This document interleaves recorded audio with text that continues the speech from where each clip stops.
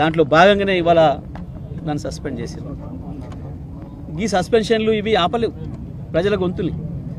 ఏవి లేనాడు కేసీఆర్ ఒక్కడిగా బయలుదేరి ఒకరొక్కరిగా మమ్మల్ని తయారు చేసి మొత్తం ప్రపంచానికి తెలంగాణ గొంతును వినిపించి తెలంగాణను తీసుకొచ్చిన కేసీఆర్ నాయకత్వంలో రాడు తగిలిన సైనికులకు మాకు ఇవి పెద్ద సమస్య కాదు.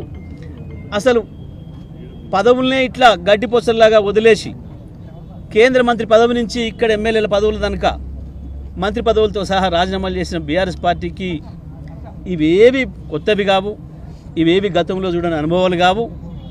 ఇవాళ ఈ ప్రభుత్వం యొక్క డొల్లతనం బయటపడింది, ఈ ప్రభుత్వం యొక్క కుట్ర బయటపడింది. మొదలైన 4 నిమిషాలకే కాంగ్రెస్ పార్టీ ప్రభుత్వం యొక్క బట్టలిపే కార్యక్రమం మొదలైంది. ఈ ఉపన్యాసం పూర్తి అయితే ఆయనతో మమ్మల్ని బర్బాదలు నిలబెడతారేమో ప్రజల ముందటన్న భయంతో ఈ ప్రభుత్వం చేసిన కుట్ర తప్ప ఇంకొకటి కాదు ఈ సస్పెన్షన్. తప్పకుండా దీన్ని ప్రజల్లో ఎండగడతాం, న్యాయస్థానం ద్వారా కూడా మేము ఎదుర్కొంటాం. తప్పకుండా బీఆర్ఎస్ పార్టీగా మా గొంతు నిరంతరం వినిపిస్తూనే ఉంటాం.